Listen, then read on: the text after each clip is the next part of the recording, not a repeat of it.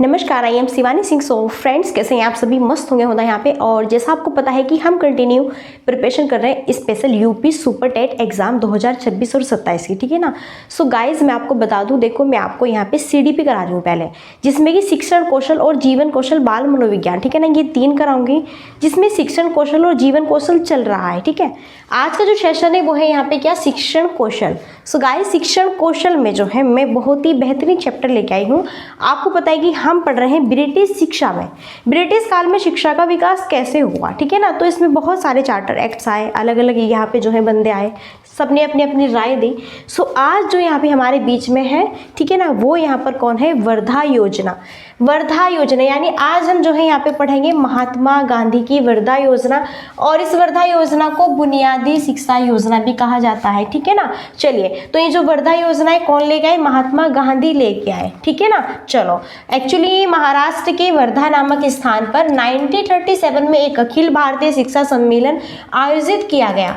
इसमें महात्मा गांधी ने शिक्षा के लिए एक नई योजना का क्या किया, विचार प्रस्तुत किया। सो गाइस, यहाँ पे देखो क्या हुआ, जैसे ही वर्धा योजना यहाँ पे आई तो महाराष्ट्र के स्थान में, महाराष्ट्र का स्थान है वर्धा नामक स्थान, यहाँ पे कब, 1937 में, ध्यान रखें, एक अखिल भारतीय शिक्षा सम्मेलन आयोजित किया गया। इसमें जो महात्मा गांधी है उन्होंने शिक्षा के लिए एक नई योजना, अब देखो महात्मा गांधी ने शिक्षा के लिए एक नई योजना का सुझाव दिया, ठीक है। चलिए, ये स्थान कहाँ पर था, महाराष्ट्र के वर्धा नामक स्थान पर। कब शुरू होती है वर्धा योजना, 1937 में। तो ये तारीख ध्यान रखना, यहाँ से क्वेश्चन बनता है कि वर्धा योजना, बुनियादी योजना भी से कहा जाता है, ये किसने दी, महात्मा गांधी ने। वर्धा योजना कब से शुरू हुई थी, 1937 में, ठीक है ना। ऐसे क्वेश्चन बनेगा। इसी योजना को आगे चलकर फिर बेसिक शिक्षा प्रणाली या फिर वर्धा योजना या फिर बुनियादी तालीम के नाम से भी जाना गया, ठीक है ना। तो देखो, इसके और भी अन्य 3 यहाँ पे क्या है भैया, नाम है। इसके और भी 3 नाम है, ध्यान रखो। जो ये वर्धा योजना है इसको बेसिक शिक्षा प्रणाली भी कहा गया, और वर्धा योजना तो है ही इसका नाम, साथ में देखो यहाँ पे बुनियादी तालीम के नाम से भी इसे जाना गया, ओके। और ये सम्मेलन इन्होंने 22 से 23 अक्टूबर 1937 को आयोजित यहाँ पर जो है किया गया था, ठीक है। सो देखो भैया, गांधी जी ने महाराष्ट्र के वर्धा नामक स्थान पर 22 से 23 अक्टूबर को सम्मेलन बुलाया था, जिसमें कि 1937 को इन्होंने ये अपना जो वर्धा योजना, बुनियादी शिक्षा योजना का जो सम्मेलन था, इसको आयोजित किया था। इसमें सभी को यहाँ पर, ठीक है ना, बुलाया था इस सम्मेलन में। सो अब देखो आगे यहाँ पे ये अपने अपने कौन कौन से सुझाव देते हैं। तो देखो, ये छोटी सी ट्रिक है, आप कैसे याद रखें। तो हम वर्धा योजना पढ़ रहे हैं, जिसमें 22-23 अक्टूबर में वर्धा सम्मेलन हुआ 1937 में, ठीक है ना। ये तारीख बहुत महत्वपूर्ण है, आप इसे स्पेशली ध्यान रखेंगे। फिर क्या होता है, गांधी जी की शिक्षा संबंधी सोच क्या थी, ठीक है। तो गांधी जी की शिक्षा संबंधी सोच क्या थी, गांधी जी ये चाहते थे कि बच्चों को केवल किताबों की शिक्षा न दी जाए, बल्कि हाथ से काम करने की शिक्षा भी दी जाए। देखो, अभी तक जो हम पढ़ रहे थे, अभी तक जितना भी हमने पढ़ा पीछे तक, ठीक है ना, तो सभी में सिर्फ और सिर्फ यही बातें की गई है कि प्राथमिक शिक्षा ऐसी होनी चाहिए, माध्यमिक शिक्षा ऐसी होनी चाहिए, विश्वविद्यालय शिक्षा ऐसी होनी चाहिए, लेकिन किसी ने भी यहाँ पर हस्तशिल्प शिक्षा की बात नहीं की। सो गाइस, हस्तशिल्प शिक्षा की बात कौन करते हैं, महात्मा गांधी करते हैं। तो गांधी जी चाहते थे कि बच्चों को केवल किताबी ही शिक्षा ना दें, यहाँ पर ये नहीं कि सिर्फ ओनली बस ये किताब में पढ़ें और अपने घर पे चले जाए, ठीक है, नहीं, किताबी शिक्षा ही नहीं, बल्कि इन्हें हाथ से काम करने की, अब हाथ से काम करने की, जैसे कि यहाँ पे टोकरी बनाना, ठीक है ना, और जैसे मधुमक्खी पालन करना, हाथ से बहुत सारे काम है, ठीक है ना भैया, हाथ के बहुत सारे काम होते हैं, जैसे कि यहाँ पे टोकरी बनाना, ठीक है ना, ऊन से कुछ बुनना, बहुत हस्तशिल्प जितने भी कार्य हैं, ठीक है, ये कह रहे थे कि आप ये सिखाओ बच्चों को। उन्होंने अपनी पत्रिका हरिजन में यह लिखा, देखो उन्होंने अपनी, उनकी जो पत्रिका थी वो क्या थी, हरिजन। तो यहाँ से भी क्वेश्चन आपका बन सकता है कि उन्होंने किस पत्रिका में किस नाम को यहाँ पे फॉलो किया, हरिजन नाम को फॉलो किया, इसमें लिखा। अभी यहाँ पर देखो गांधी जी क्या कहते हैं कि जो शिक्षा की अवधि है वो 7 वर्ष या फिर उससे अधिक होनी चाहिए। बच्चे की जो शिक्षा की अवधि है, यानी कि फर्स्ट क्लास में बच्चा एडमिशन लेगा तो 7 वर्ष में जाकर, ठीक है, ये बात कही गई है, ओके। फिर इन्होंने बोला है कि अंग्रेजी को छोड़कर हाई स्कूल स्तर के आवश्यक विषय पढ़ाए जाए। इन्होंने क्या बोला है कि अंग्रेजी को तो छोड़ दो, और अंग्रेजी को छोड़कर जितने भी हाई स्कूल स्तर के आवश्यक विषय हैं, सब्जेक्ट से हाई स्कूल तक के सारी चीज़ें, सिर्फ और सिर्फ ओनली इसमें इंग्लिश को यहाँ पे छोड़ना है, बाकी सभी, हिंदी है, मैथ्स है, विज्ञान है, सामाजिक विज्ञान है, शारीरिक विज्ञान है, हस्तशिल्प शिक्षा पर सबसे ज़्यादा जोर दिया है। फिर बच्चों को हस्तशिल्प यानी कि व्यावसायिक कार्य की शिक्षा दी जाए। ये यहाँ पर ये कहना चाह रहे हैं जो गांधी जी है, भैया जी गांधी जी ये कहना चाह रहे हैं कि देखो अगर बच्चे यहाँ पर पढ़ लिख कर, ठीक है ना, बाहर जाते हैं, अन्य विदेश जाते हैं या फिर अन्य जो है राज्यों में जाते हैं, फिर अन्य स्थान पर जाते हैं, जैसे उत्तर प्रदेश से आप सहारनपुर से बिलोंग करते हैं तो उत्तर प्रदेश में सहारनपुर से आप प्रयागराज कुछ काम करना चाहते हैं तो उत्तर प्रदेश में जाना चाहते हैं अन्य सिटी में, ठीक है ना, तो भैया आपको हस्तशिल्प कार्य यानी आने चाहिए जिससे कि आप रोजी रोटी खा सके। वैसे तो नहीं कि मैंने तो बस बुक्स पढ़ी हुई है, सिर्फ उसका ही रट्टा मारा हुआ है, हाथ से मुझे कुछ भी काम नहीं आता। ओके, क्लियर है ना। तो गांधी जी का यही मेन उद्देश्य था कि सबसे मेन उद्देश्य यहाँ पर ये होना चाहिए कि आप कहीं पर भी जाओगे अकेले, ठीक है ना, तो खुद जो है अपने लिए खाने के लिए कमा कर खा सको। इसलिए कहने कि हस्तशिल्प यहाँ पर आपकी शिक्षा होनी चाहिए जिसमें कि आपको हाथों के करे हुए सारे काम आने चाहिए, ठीक है ना, कि कुछ भी काम हो यहाँ पे। इस आप जो है कुछ भी काम करोगे, जैसे यहाँ पे टोकरी बुनना, टोकरी बनाना, ठीक है ना, और मधुमक्खी पालन सीखना, बहुत सारे ऐसे काम हैं।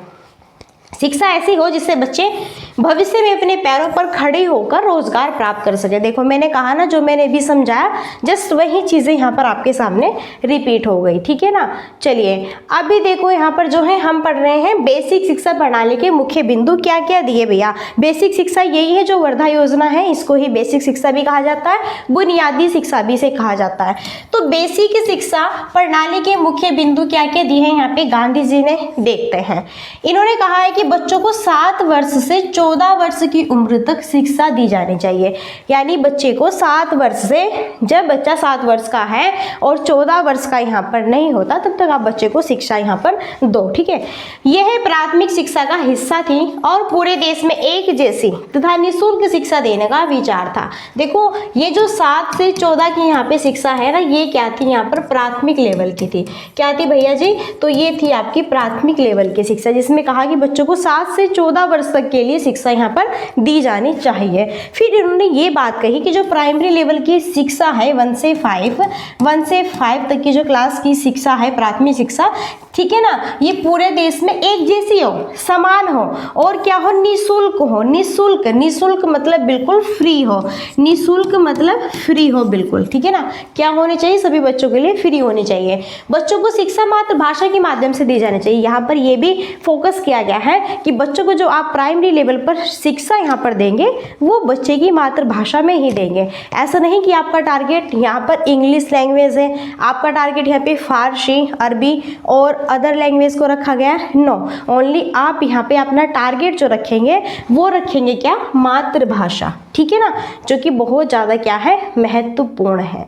सो गाइस आगे बढ़ते हैं। फिर क्या होता है, शिक्षा ऐसी होनी चाहिए जो ग्रामीण जनता की आवश्यकताओं के अनुसार हो और उनके जीवन में उपयोगी साबित हो। क्योंकि आप जानते हैं जो हमारा भारत है, भारत क्या है, गाँव का देश है। क्या है, भारत जो है भैया जी गाँव का देश है, सबसे ज़्यादा इसमें गाँव है, गाँव से रिलेटेड ये हमारा क्या है, देश है यहाँ पर। इसलिए और जो गाँव की यहाँ पे जनता है, उनके जो बच्चे हैं वो क्या है भैया, देखो गरीब है गाँव की जनता, ठीक है, तो इसलिए इन्होंने फोकस किया है कि जो यहाँ पे ग्रामीण जनता है उनकी नीड्स के अनुसार, उनकी आवश्यकताओं के अनुसार यहाँ पर आपको उनके जीवन में उपयोगी साबित करनी है। इस तरह की शिक्षा आपको यहाँ पर देनी है। ये नहीं कि आप फुल अपने यहाँ पे जो है स्टैंडर्ड लेवल की शिक्षा लाएंगे, इसमें अंग्रेजी माध्यम रखेंगे या फिर बहुत ज़्यादा जो है आप लेवल उसका टफ रखेंगे, तो इस तरह की शिक्षा नहीं यहाँ पर देनी है। आपको गाँव का आधार देखते हुए उसी माध्यम से बच्चे को शिक्षा यहाँ पे प्रोवाइड करानी है, ठीक है। और क्या क्या होने चाहिए, भाषा में गणित होना चाहिए, विज्ञान आदि विषयों के साथ में जैसे स्वच्छता, अच्छा आचरण और दैनिक जीवन के कार्यों की शिक्षा भी यहाँ पर दी जाए। भाषा के साथ साथ जैसे मैथ्स है, सामाजिक विज्ञान है, ठीक है ना, जैसे यहाँ पे साइंस है, विज्ञान है और जैसे यहाँ पे हिंदी है, ये सारी शिक्षा तो दी जाए। साथ ही साथ में स्वच्छता का ध्यान, अच्छा आचरण आपका होना चाहिए, आपकी दैनिक जीवन के कार्यों से जुड़ी हुई जो आपकी पढ़ाई है वो भी होनी चाहिए। साथ ही बच्चों को माता पिता के काम में सहयोग करने का प्रशिक्षण देने की बात भी कही गई है। यानी कि बच्चों को इस फील्ड तक आप यहाँ पे प्रिपेयर करेंगे जिससे कि बच्चे अपने पेरेंट्स के साथ में भी हाथ यहाँ पे बटा सके, ठीक है ना। तो ये भी बात यहाँ पर कही गई है, ये सारी चीज़ें आपको यहाँ पे सिखानी है। तो अब देखेंगे भैया क्या होता है, क्या यहाँ पर देखो एक बहुत ही महत्वपूर्ण पॉइंट है, क्या यहाँ पर जो गांधी जी की ये योजना है क्या सफल होती है, क्या असफल होती है? तो देखने के लिए बने रहिएगा मेरे साथ में, ठीक है ना। जैसा आप पिक्चर में देखते हैं, बच्चों को कृषि तथा अन्य हस्त कौशल सिखाए जाने थे। बच्चों को क्या, कृषि भैया, क्योंकि मैंने कहा ना भारत जो है गांव का देश है, और वैसे भी भारत में सबसे ज़्यादा जो व्यावसायिक जनता है वो कृषि में ही लगी हुई है। क्या है भैया जी, यहाँ पर जो व्यावसायिक स्रोत है ना वो हमारा क्या है, कृषि है। सबसे जो मेन स्रोत है वो कृषि है। इसलिए कहा है कि कृषि और अन्य हस्त कौशल भी सिखाए जाने चाहिए, यानी केवल किताबें नहीं, काम करके सीखना यहाँ पर चाहिए। ओके, चलो, हस्त कौशल की शिक्षा देकर बच्चों को स्वावलंबी बनाया जाना था, ठीक है, ताकि वे भविष्य में अपने लिए रोजगार का साधन बना सके। आप बच्चों को यहाँ पर हस्त कौशल की शिक्षा इसलिए देने को फोर्स कर रहे हैं ताकि बच्चे, मैंने कहा ना कि कहीं पर भी जाए और वो खुद यहाँ पर रोजी रोटी खा सके, खुद कमा कर अपने हाथों से, ठीक है, कोई भी काम करके। गांधी जी की शिक्षा प्रणाली को अंतिम रूप देने का कार्य किसने किया? डॉक्टर जाकिर हुसैन को दिया गया था। तो गांधी जी की जो शिक्षा प्रणाली थी इसका अंतिम रूप देने का कार्य डॉक्टर जाकिर हुसैन को दिया गया। फिर उन्होंने 1937 और 1938 में 2 रिपोर्टों के माध्यम से वर्धा योजना की रूपरेखा क्या की, प्रस्तुत की। किसने? डॉक्टर जाकिर हुसैन। तो यहाँ से भी क्वेश्चन बनेगा, गांधी जी की जितनी भी ये सारी बातें हैं यहाँ पे, जितनी भी ये सारी शिक्षा प्रणाली है यहाँ पे, इसे अंतिम रूप देने के लिए किसको कहा गया? तो डॉक्टर जाकिर हुसैन को ये काम सौंपा गया। फिर डॉक्टर जाकिर हुसैन ने 1937-1938 में क्या किया? इन रिपोर्टों के माध्यम से ये योजना तैयार की, ठीक है ना, इसकी रूपरेखा प्रस्तुत की। अब देखते हैं कि ये यहाँ पे जो है सफल होती है क्या फिर असफल होती है। चलिए, सो गाइस बात करते हैं बेसिक शिक्षा प्रणाली के। यहाँ पर 7 सिद्धांत भी दिए गए हैं। देखते हैं बेसिक शिक्षा प्रणाली के 7 सिद्धांत कौन कौन से दिए गए हैं। पहला सिद्धांत यहाँ पर क्या है कि निःशुल्क एवं सर्वांगीण शिक्षा का सिद्धांत। क्या कि बच्चे को बिल्कुल फ्री में शिक्षा दी जानी चाहिए, सभी को बच्चे का सर्वांगीण विकास हो, पूरा विकास होना चाहिए बच्चे का। सिर्फ और सिर्फ ये नहीं कि बस ओनली पढ़ाई का ही, ओनली किताबी ही ज्ञान होना चाहिए, नहीं, बच्चे का सर्वांगीण विकास होना चाहिए जिसमें कि हस्तशिल्प कौशल, शारीरिक कौशल, कला, संस्कृत, ज्ञान, विज्ञान, सारी चीज़ें सिखाई जानी चाहिए। शिक्षा मुफ्त हो, है ना, बच्चों की केवल बौद्धिक नहीं बल्कि शारीरिक, मानसिक, सामाजिक और नैतिक विकास भी होना चाहिए। यही नहीं कि बच्चों का सिर्फ अब यहाँ पे जो है बौद्धिक विकास ही करेंगे कि बस इन किताबों को रट लो, ये है पढ़नी, नहीं, साथ में फिजिकल, साथ में यहाँ पे शारीरिक एक्टिविटी भी करानी है, मानसिक बुद्धि ये भी एक्टिविटी करानी है, समाज से भी मिलना जुलना सिखाना है, और नैतिक विकास, नैतिकता जो मोरालिटी है, ठीक है ना, कि देश में क्या हो रहा है क्या नहीं, ये भी सारी चीज़ें उन्हें सिखानी है। सेकंड है आत्मनिर्भरता का सिद्धांत। सेकंड है आत्मनिर्भरता का सिद्धांत।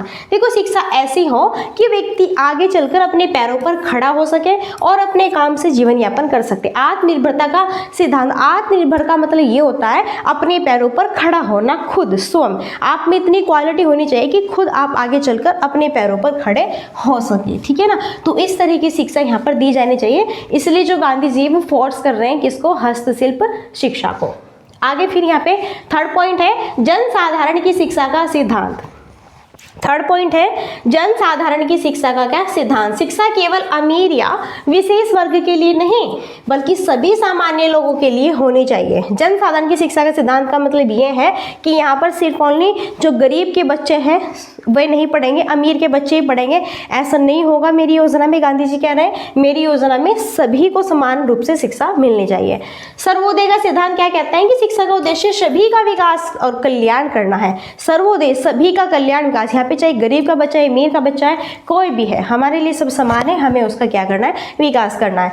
फिर पांचवा यहाँ पे इनका सिद्धांत है कि वास्तविक जीवन से जोड़ने का सिद्धांत। शिक्षा केवल किताबी ही नहीं होनी चाहिए बल्कि दैनिक जीवन और उसकी वास्तविक परिस्थितियों से जुड़ी भी होनी चाहिए। अब जैसा हम जो है पर्यावरण को लाते हैं, ठीक है, हम पर्यावरण विषय क्यों लाते हैं, हम विज्ञान विषय को क्यों पढ़ाते हैं, एक्चुअली मैथ्स को हम क्यों पढ़ाते हैं? हम इसलिए पढ़ाते हैं कि आप यहाँ पे आसमान में उड़ते हुए कौवे, पशु, पक्षी, जानवर, इन चीज़ों को देख रहे हैं तो उनके बारे में आपको पता होना चाहिए कि कौन उड़ता है, ठीक है ना, कौन चलता है, कौन रेंगता है, ये चीज़ें आपको पता होनी चाहिए जो आप अपने जीवन में दैनिक रूप से देखते हैं। अब आप यहाँ पे भैया सामान लेने गए, ठीक है ना, कहीं मार्केट में कुछ भी, तो आपने कितने का सामान लिया, कितना पैसा आपके पास बचा, तो मैथ्स का ज्ञान भी आपके पास में होना चाहिए, ठीक है ना।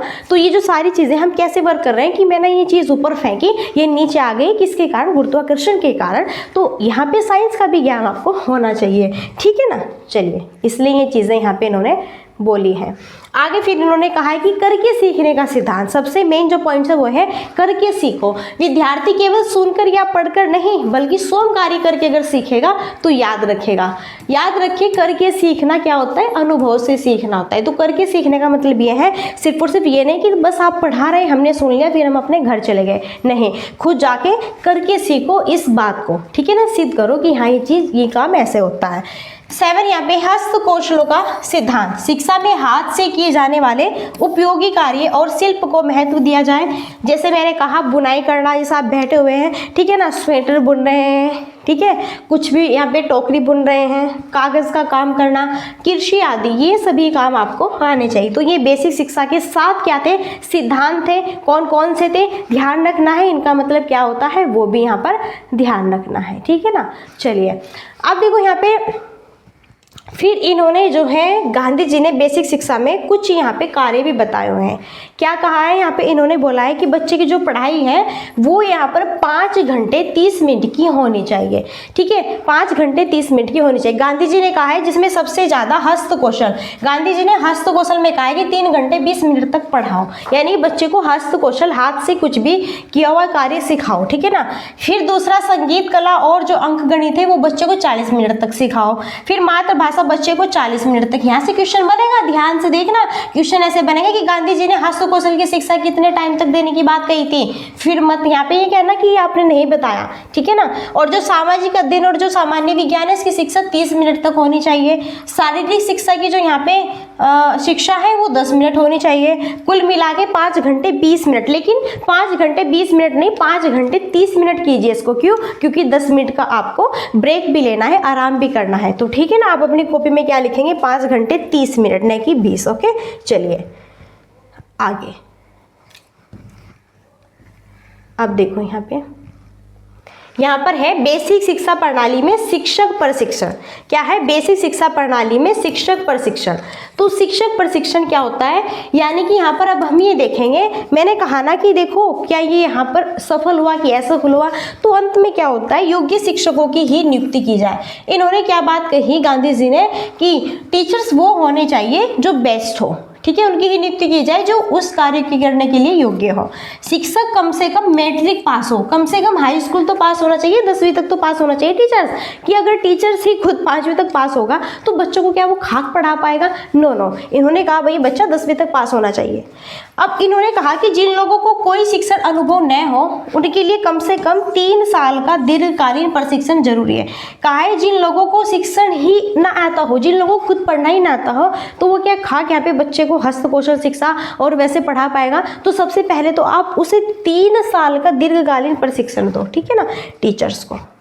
आगे फिर इन्होंने क्या बोला है, आगे बोला है कि जिन लोगों के पास में कुछ वर्षों का शिक्षण कार्य अनुभव हो उनके लिए भी 1 वर्ष का अल्पकालीन शिक्षक प्रशिक्षण जरूरी होना चाहिए। यहाँ पर फिर गांधी जी ने ये बोला है कि कोई टीचर्स अगर योग्य भी है, बिल्कुल परफेक्ट भी है, फिर भी यहाँ पर उसे 1 वर्ष के लिए अल्पकालीन शिक्षक प्रशिक्षण जरूरी यहाँ पर देना है। यानी कि पहले तो टीचर ही मजबूत होना चाहिए, स्ट्रॉन्ग होना चाहिए, तभी तो बच्चों को पढ़ा पाएगा भैया। अगर यहाँ पे टीचर्स ही स्ट्रॉन्ग नहीं है, अब देखो मैं आपको पढ़ा रही हूँ, अगर मुझसे ही नहीं आए ना मुझसे एक्सप्लेन करना है, ना पढ़ाना है, ना बोलना है, तो बताओ मैं क्यों यहाँ पे पढ़ाऊँ आपके सामने यहाँ पे आके, ठीक है भैया। तो सबसे पहले तो मुझे ही नॉलेज रहनी पड़ेगी आपको पढ़ाने से पहले।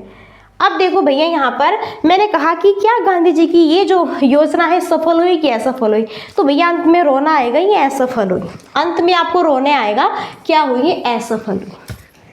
बेसिक शिक्षा प्रणाली की असफलता के प्रमुख कारण क्या हुए? क्योंकि योग्य शिक्षक का अभाव था। अब देखो, गांधी जी ने तो दिमाग लगाया। गांधी जी ने बोला कि यहाँ पे शारीरिक शिक्षा भी सिखाओ, कला और संगीत भी सिखाओ, हस्तकौशल भी सिखाओ, जिसमें ऊन यहाँ पे बुनना, ठीक है ना, टोकरी बुनना, और भैया हाथों से किए गए कार्य, कृषि कार्य। अब जो टीचर्स है वो खुद यहाँ पे 8वीं पढ़ा हुआ है या 10वीं पढ़ा हुआ है और उसे ज्ञान नहीं है, टोकरी कैसे बुनते हैं, ऊन से स्वेटर कैसे बुना जाता है, ठीक है, मधुमक्खी पालन कैसे होता है, उसे खुद नॉलेज नहीं है। तो आप मुझे बताओ, क्या खाक यहाँ पर आपकी ये योजना चलेगी? इसलिए भाई यहाँ पर ये योजना असफल रही, क्योंकि उस समय उस योग्य टीचर ही नहीं थे।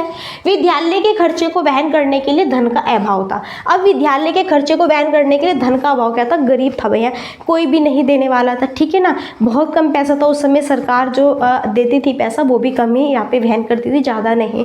तो भैया अगर देखो, आप बच्चे को यहाँ पे सारी चीज़ सिखाना चाहते हैं कि मछली पालन कैसे होता है, मुर्गी पालन कैसे होता है, ठीक है ना, और भैया मधुमक्खी पालन कैसे होता है, ठीक है ना, स्वेटर कैसे बुने जाते हैं, तो उनके लिए आपको सीख, सिलाई वगैरह, ऊन वगैरह सारी चीज़ चाहिए होगी, छत्ता वगैरह भी चाहिए होगा, तभी तो बच्चे को सिखा पाएंगे कि बस ऐसे ही यूं ही, ठीक है ना।